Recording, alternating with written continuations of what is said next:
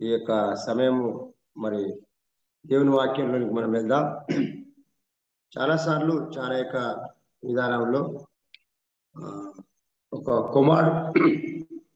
కుమారుడు పుడితే ఆ కుమారుడు అయ్యా అచ్చం నీ తండ్రి లాగానే ఉన్నావు అంటారు, లేకపోతే తాత లాగా అంటారు. ఈ దినం మన యొక్క జీవితంలో కూడా దేవుని యొక్క వాక్యంలో సెలవించిన ప్రకారంగా నీది ఎవరి పోలిక అనేది కొన్ని విషయాలు నేను జ్ఞాపకం చేయాలని ఆశపడుతున్నాను. అయితే ఈ యొక్క వాక్యంలో ఇద్దరు వ్యక్తులను జ్ఞాపకం చేస్తూ మరి ఈ సమయం పంచుకోవాలని ఆశపడుతున్నాను. చాలాసార్లు మనది ఎవరి పోలిక అనేది మనము మన స్నేహితులు ఎలాగుంటారో, మన స్నేహం ఎలాగుంటుందో, మన స్నేహితులు ఎలాగుంటారో, మన స్నేహితుని యొక్క అలవాట్లు మనకు కూడా వస్తుంటాయి, మన అలవాట్లు మన స్నేహితులతో కూడా వస్తుంటాయి. ఆత్మీయ జీవితంలో కూడా దేవుని యొక్క సన్నిధిలో మరి చాలా సార్లు మనం యోసేపు గురించి చాలా సార్లు వింటాం. కానీ ఈరోజు యోసేపు యొక్క విషయంలో చూస్తే యోసేపు ఎవరి పోలిక ఉన్నది అనేది మనం చూస్తున్నాం. యోసేపు చిన్నప్పుడే మరి ఇజ్రాయెల్లో వృద్ధాపమంది పుట్టిన కుమారులలో మరి అతని మరి యాకోబు సంతానంలో అతడు అందరికంటే చిన్నవాడు. అయితే యాకోబు చివర్లో వృద్ధాపమంది పుట్టిన కుమారుడు కాబట్టి యోసేపును యాకోబు చాలా బాగుగా ప్రేమిస్తాడు. అయితే అక్కడ పరిశీలన చూస్తే యేసుక్రీస్తు కూడా కొన్ని పోలికలు ఉన్నాయి యోసేపులో. ఆ యొక్క పోలికలు ఏంటి అనేది మనం జ్ఞాపకం చేసుకున్నాం. అయితే తన తండ్రి చేత ప్రేరేపింపబడినవాడు.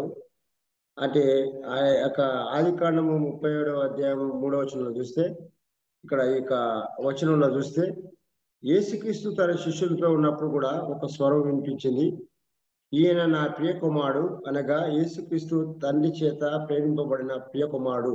అలాగే యేసేపు కూడా తన తండ్రి చేత ప్రేమింపబడిన వాడు అని చెప్పి మత్తయి సువార్త 17వ అధ్యాయము 5వ వచనంలో చూస్తాం. నిజంగా యేసేపు చిన్నప్పటి నుంచి మరి మంచి భావజాలం కలిగిన వ్యక్తి. చిన్నప్పుడే మరి గొప్ప బ్రాడ్ మైండ్, అంటే గొప్ప ఆలోచన చేసిన వ్యక్తి.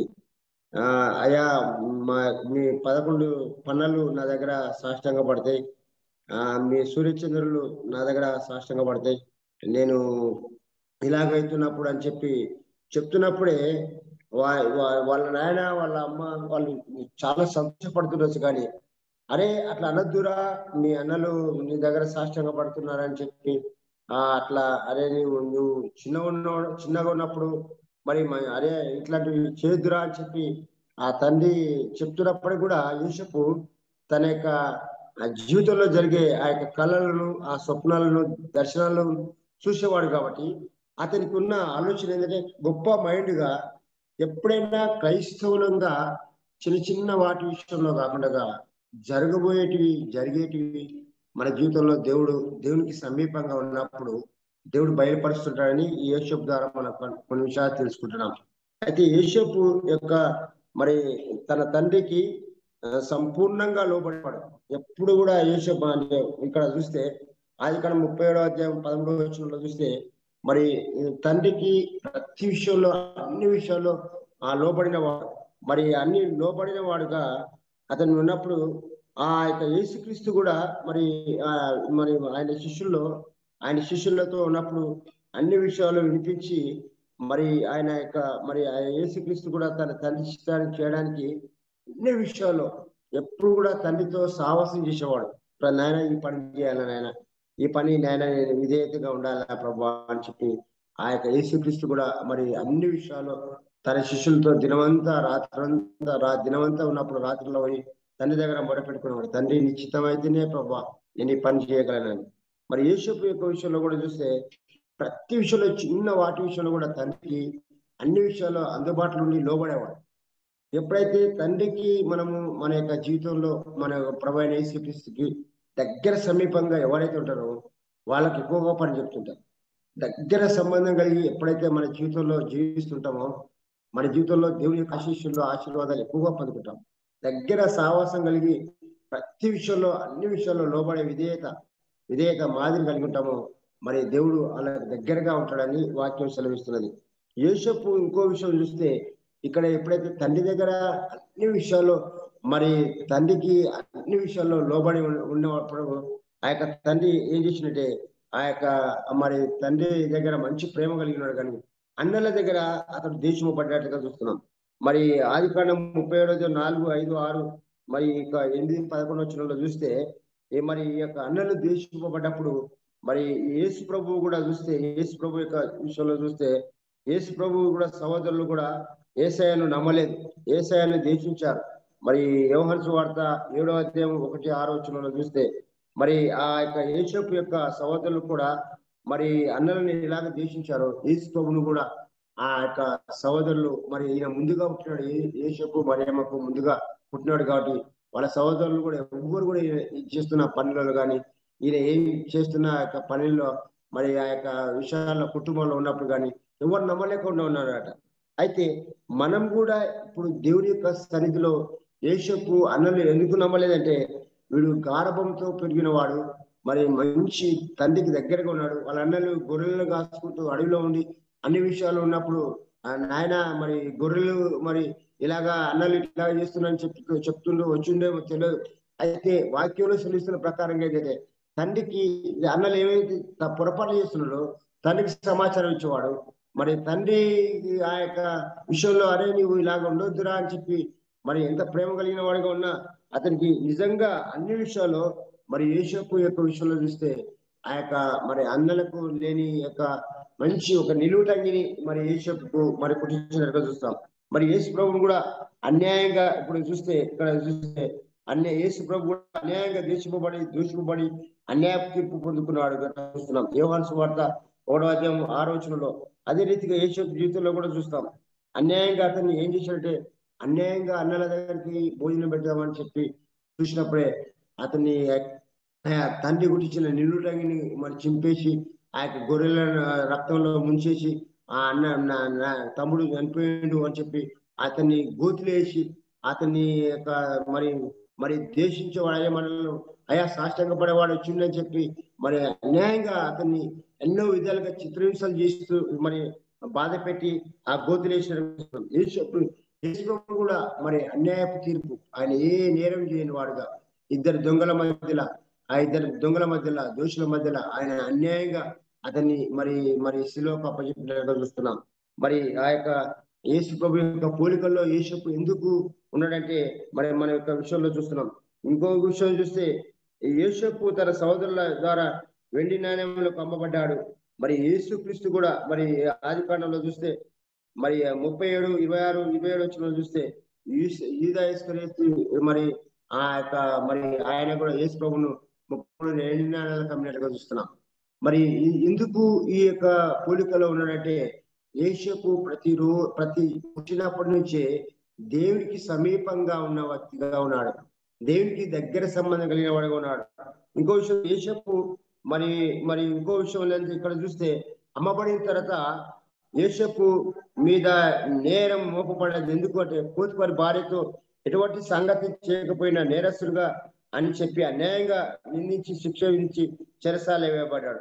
అయితే మరి ఆదికాండం 39, 14, 20 చూస్తే యేసపు ఆ యొక్క అమ్మబడిన ఆ యొక్క వ్యక్తి మరి పోతిఫరు ఇంటికి వెళ్ళిన తర్వాత ఇతని మంచి అందము మరి దేవుని యొక్క ప్రవక్తల మరి దేవుని యొక్క నామంలో మరి మంచి విధేయత కలిగిన వాడిగా ఉన్నాడు, దేవునికి భయపడేవాడిగా ఉన్నాడు.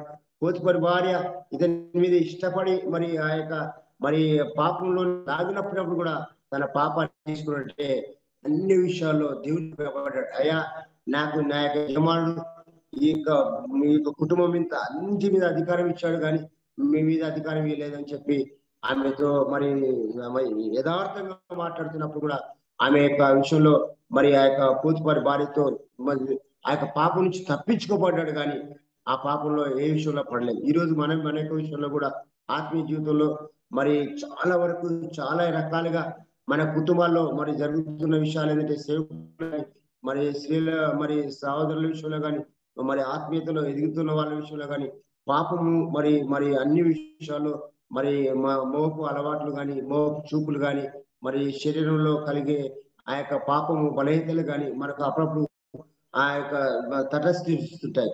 అవన్నీ మరి ఏం చేయాలంటే యేసును ఏ విధంగా మరి తన యొక్క బలహీనతల నుంచి తన యొక్క మరి ఆ యొక్క పాపం నుంచి ఏ విధంగా విడిపింపబడ్డాడో మనం కూడా అలాగే విడిపింపబడాలని జ్ఞాపకం చేస్తున్నాం. యేసు ప్రభును కూడా మరి ఈ పాపం విషయంలో చూస్తే అదే విధంగా యేసుక్రీస్తు ఏ తప్పు చేయకపోయినా, నేరం చేయకపోయినా ఆయనను పట్టుకొని సిలువ వేయండి అని ఆయనను శిక్షకు అప్పగించినట్లుగా లూకాసు వార్త 23వ అధ్యాయము మరి 21వ వచనంలో చూస్తాం. మరి యేసపు మరి ఆ యొక్క పోతిపని భార్యతో వచ్చింది. ఈయన ఏం చేసినట్టే ఆయన గెత్సేమనే తోటలో ఉన్నప్పుడే మరి పట్టుకొని వచ్చి ఆయనను ఆ యొక్క సిలువకు మరి అందరి ముందు సమాజం ముందు ఈడ్చుకొని వచ్చి మరి ఆయనను మరి నిలబెడుతున్నప్పుడు ఆ యొక్క అందరూ ఏం చేస్తున్నారంటే అయ్యా ఈయన సిలువ వేయండి కేకలేస్తున్నారు. ఆయన నమ్మిన వాళ్ళు, ఆయన యొక్క అద్భుత కార్యాలు చూసిన వాళ్ళు, ఆయన యొక్క జీవితంలో అన్ని విషయాలు ఆయనతో సావాసం చేసి తిరిగిన వాళ్ళు, మరి ఆ యొక్క యూదులు అక్కడ ఉన్న వాళ్ళ పెద్దలందరూ కూడా ఆ యొక్క విషయంలో ఏం చేసినట్టే సిలువ వేయండి అని చెప్తున్నాడు. మనం కూడా చేయని నేరాలకు, చేయని పొరపాటు ఒక్కొక్కసారి మనం పెద్దలుగా ఉన్నప్పుడు ఆ యొక్క నిందలు, అవమానాలు వస్తుంటాయి, మరి ఆటంకాలు వస్తుంటాయి. అన్ని విషయాల్లో మరి మనకు ఆ యొక్క చేయని తప్పులకు మనము శిక్షార్హులుగా కనబడుతుంటాం. కానీ ప్రభు వైపు చూస్తూ మరి యేసపు ఏ విధంగా మరి ఆయన జీవితాన్ని మరి ఆ యొక్క పవిత్రని కాపాడుకున్నాడో మనం కూడా ఈ సమాజం కోసం, ఈ విలువల కోసం, పేరు ప్రఖ్యాతి కోసం, లేకపోతే మన యొక్క మనుషుల పొగడ్తల కోసం మనం ఎప్పుడు కూడా ఆ యొక్క పాకులాడకుండా ప్రభు యొక్క వైపు చూస్తే ప్రభు మరి తగిన కాలంలో యేసపుని ఏ విధంగా హెచ్చించాడో మన జీవితంలో కూడా అలాగే హెచ్చించే ఆ దినం ఒక దినం మరి అతి దగ్గరగా ఉంటుంది. ఎప్పుడంటే మన యొక్క హృదయ పరివర్తనను బట్టి, మన జీవితాన్ని బట్టి ప్రభు యొక్క నామంలో చూస్తాం. ఇంకోటి యేసపు జీవితంలో ఏం జరిగిందంటే సంఘటనలో యేసుక్రీస్తు జీవితంలో కూడా అలాగనే జరుగుతుంది. కానీ యేసపు హింసింపబడి, బాధపడి, అమ్మివేయబడ్డ కాబట్టి తర్వాత కుటుంబానికి, తన ప్రజలకు చుట్టూ ఉన్న వారందరికీ కూడా ఆశీర్వాదాన్ని పంచిపెట్టాడు. మరి కరువులో ఆహారం మరి మరి అన్ని విషయాల్లో ఆ కరువులో కూడా మరి ఆహారం పెట్టినట్టుగా చూస్తున్నాం. అదే రీతిగా ప్రభు అయిన యేసుక్రీస్తు కూడా మరి మరి లోకానికి వచ్చి ఈ లోకంలో ఉన్న బ్రతుకున్న వారందరికీ ఈ లోకానికి ఆయన ప్రేమను ప్రకటించి, ఆయన మరణ మరి పునరుత్థానాన్ని ప్రకటించి ఆయన జీవించగలిగినట్లుగా మరి మనం చూస్తున్నాం. యేసపు మరి కరువులో ఉన్నవాడు, మరి ఆ యొక్క విషయంలో ఉన్నాడు. ఆయన తేడిందంటే యేసపు ఒక దినం చనిపోయాడు, కానీ సమాధిలో ఉన్నాడు. యేసు ప్రభు యొక్క జీవితంలో మరి ఆయన చనిపోయి తిరిగి లేచిన దేవుడుగా ఉన్నాడు. అందుకోసమే యేసు ప్రభు దేవుడుగా ఉన్నాడు. మరి మనుషులు ఎంతవరకు దేవుని పోలికలో ఉన్నప్పటికీ కూడా మనుషులుగానే ఉంటాం, కానీ ప్రభు యొక్క పోలికలో ఉన్నప్పటికీ కూడా మరి మరణం ద్వారా మరి ఈ లోకానికి మరి ఆయన ఈ యొక్క పునరుత్థానాన్ని ద్వారా ఈ లోకానికి అంతా చాటి చెప్పుకున్నాడుగా చూస్తున్నాం. దేవుని యొక్క నామంలో మనం కూడా మన జీవితంలో మరణం వరకు మనం నమ్మకంగా ఉంటే మన జీవితంలో ఎన్నో గొప్ప కార్యాలు చూస్తాం. ఇంకో విషయం చూస్తే యేసపు ఫలించే కొమ్మగా అని మరి ఆదికాండము 49లో ఆత్మానుసారంగా జీవించిన వ్యక్తి కాబట్టి ఆత్మఫలంలో ఉన్న లక్షలాన్ని నిన్ను యేసపులో కనిపిస్తుంటాయి. కానీ ఆ ఆత్మఫలాలు మన జీవితంలో కూడా మరి ఆత్మఫలాలు గలతీలకు మరి రాసిన పత్రికలో మనం చూస్తాం. ఆ యొక్క గలతీలకు రాసిన పత్రిక 5:22లో చూస్తే ఆత్మఫలం మరి మరి యేసుక్రీస్తు యొక్క మరి ఆ యొక్క ప్రేమ, సంతోషం, సమాధానం, దీర్ఘశాంతం, ఆశ్చర్యం, మంచితనం, విశ్వాసం, ఇవన్నీ కూడా ఆత్మఫలంలో యేసపులో ఫలించడం మనం చూస్తున్నాం. మన జీవితంలో కూడా ఇవి ఎప్పుడు కూడా కంఠభూషణంగా ధరించుకోవాలని ప్రభు చెప్తున్నాడు. ఈ యొక్క విషయంలో దేని విషయంలో కూడా తప్పకుండా మనం ఎన్నోసార్లు ఈ యొక్క గలతీలకు రాసిన పత్రిక 5:22 చూస్తాం. కానీ ఈ ఆత్మఫలాలు మన లోపల ఏవైతే మరి లేకుండా ఉన్నావో అవి అలవాటు చేసుకోవాలని ప్రభు చెప్తున్నాడు. ఈ ప్రభు మరి ఇవన్నీ పొంది ఉన్నాడు, యేసు కూడా ఇవి పొంది ఉన్నాడు. అందుకోసమే మరి యేసులో కనిపించే ఆత్మానుసారమైన జీవితంలో మరి అన్ని విషయాలు కనిపించడానికి, ఆయన కనపరచడానికి సంబంధం కలిగిన వాడు ఉన్నాడు. ఆయన జీవించగలిగిన పోలికల్లో అన్ని విషయాల్లో ఉన్నాడు. మరి సహోదరుడా, అమ్మాయి నేను కూడా చెప్తున్న లాస్ట్ మాట ఏంటంటే క్రీస్తు మరి మనలో క్రీస్తు మరి చూపించగలుగుతున్నామా? క్రీస్తుని కలిగి ఉన్న జీవితాన్ని జీవించగలుగుతున్నామా? మరి మనము మన యొక్క బిడ్డలకు మనము మన యొక్క క్రీస్తు ప్రేమ ప్రకటిస్తున్నామా? మరి క్రీస్తులో మనము నిజంగానే యేసపు లాంటి జీవితంలో కలిగిన ఆ యొక్క దీవెనకరణలు మనలో కనిపిస్తున్నాయా? మనలో కనిపించినప్పుడే క్రీస్తును మనము కలిగిన ఈ మనసు మనం కలిగి ఉంటామని ఫిలిప్పీ 2:5లో సెలవిస్తున్నాం. మరి మీ యొక్క విషయంలో దేవుని వాక్యంలో సెలవిస్తున్న సత్యం ఏంటంటే, నేను చివరిగా చెప్తున్న విషయం ఏంటంటే క్రీస్తుకు మనం ఎంత దగ్గర సంబంధం కలిగి ఉన్నామా అనేది మనము ఈ యొక్క జీవిత యాత్రలో మనం ఉంటున్నాం. వారి వారి వరుసలు వారి యొక్క దినాలు ప్రభు రాజ్యంలో మరి ఆ యొక్క ఉన్నాయి. అయితే కొలొస్సీయులకు రాసిన పత్రిక 3:3లో మన జీవం క్రీస్తులో దాచబడినది. మన జీవము మన ప్రాణము పోయేంత వరకు మన ప్రభు సన్నిధానంలో మన ప్రభుకి దగ్గర సంబంధం కలిగిన వారు ఉంటే ప్రభు మనల్ని జీవితంలో ఏం చేస్తారంటే మనం దేవుని సన్నిధానంలో దేవుని యొక్క మరి అడుగుజాడలు నడిచినట్టయితే దేవుడు మన జీవితంలో మనల్ని ఉన్నత స్థితిలోనికి దేవుడు మరి భూమి మీద ఉంచుతాడని వాక్యం సెలవిస్తున్నది. ఉన్నత పదవిలో దేవుడు ఉంచుతాడని వాక్యం సెలవిస్తుంది. మనం ఊహించిన దానికంటే తలంచిన దానికంటే ఈ సమాజంలో అందరికంటే ఘనం పొందిన వాడిగా దేవుడు ఆశీర్వదిస్తున్నాడని ఉంది. మరి ఎబ్బేజు మరి అన్ని విషయాల్లో మరి దేవునికి మరి వేదన పుత్రుడుగా కానీ ఎబ్బేజు యొక్క మరి తల్లి అతని వేదన పుత్రుడు అని పేరు పెట్టినప్పుడు కానీ ఆయన తన జీవితంలో ఏంటంటే యేసుకు దేవునికి దగ్గర సంబంధం కలిగినప్పుడు దేవా నా యొక్క పేరు నా యొక్క బ్రతుకు మార్చాలంటే అది నీ చేతిలో ఉందని ఆయన ప్రార్థించినప్పుడు ఎబ్బేజును ప్రభువా నిశ్చయంగా అతన్ని ఆశ్రయించిండు. మరి అతని సరిహద్దులు విశాలపరిచిండు. అతని చేయి తోడుగా దయచేసిండు. ఎప్పుడు కూడా కీడు రాకుండా కాపాడినట్టుగా చూస్తున్నాం. మన జీవితంలో కూడా కీడులు వస్తున్నాయంటే మరి మరి మన యొక్క జీవితంలో మరి రోగాలు వస్తున్నాయంటే లేకపోతే మన దగ్గర ఆయన చేయి మనకు తోడుగా ఉండలేదంటే మరి నిశ్చయంగా మన కుటుంబాలు మన పరిస్థితులు మన పిల్లలు ఆశీర్వదింపబడలేదంటే మనం దేవుని దగ్గర నిశ్చయంగా మనం ప్రార్థించే విషయాల్లో ఉన్నప్పుడు దేవునికి దగ్గర సంబంధం కలిగినప్పుడు మరి లోకానికి కొంచెం దూరమై ఉండాలి. లోక ఆశలకు కొంచెం దూరమై ఉండాలి. లోక పరిస్థితులకు కొంచెం దూరమై ఉండాలి. లోకంలో చేస్తున్నవి మనం చేయకుండా ఉండాలి. లోకంలో జరుగుతున్న మరి ఆ యొక్క విషయాలు మనం తలంచకుండా ఉండాలి. లోకంలో చేస్తున్న మరి ఈ మూర్ఖులకు ఈ తరం వారికి మనం వేరే జీవించే వారిగా ఉండాలి. ఎప్పుడైతే అలాగుంటామో దేవుని జీవితంలో మన జీవితంలో దేవునికి దగ్గర పోలికగా ఉంటాం. మన పోలిక ఏముంటదంటే ఈయన నిజంగా క్రీస్తు స్వరూపంలో దేవుని యొక్క బిడగా మరి అని చెప్పి మనల్ని మన వాక్యం చెప్పకపోయినా సరే మనం వాక్యము మరి ఆ యొక్క వివరించకపోయినా సరే మనం స్వార్థ సేవ చేయకపోయినా సరే మన జీవితాన్ని బట్టి అనేక జీవితాలు మార్పు చెందేవారిగా ఉంటాం. ఒకవేళ దేవుని వాక్యం చెప్తుంటప్పుడు దేవుడే మనతో మాట్లాడుతున్నట్టుగా మన ప్రజలకు కనిపించేవారుగా ఉంటాం. అప్పుడు మన జీవితంలో ఎన్నో గొప్ప కార్యాలు దేవుడు జరిగిస్తాడని ఈ యొక్క ఆ మాటలను ముగిస్తూ నిజంగా మన జీవితంలో మరి క్రీస్తుకు మరి మన నీది ఎవరి జీవితం ఎవరి పోలిక అనేది మన జీవితంలో తెలుసుకుంటే ఆ యొక్క వాక్యానుసారంలో జీవిస్తే దేవుని యొక్క జీవితంలో మనకే దేవుడు మన పరిశుద్ధాత్మ దేవుడు మనకు బయలుపరుస్తుంటాడు. ఈ కొద్ది మాటలు దేవుడు దీవించి ఆశ్రయించుగాక. ఆమేన్.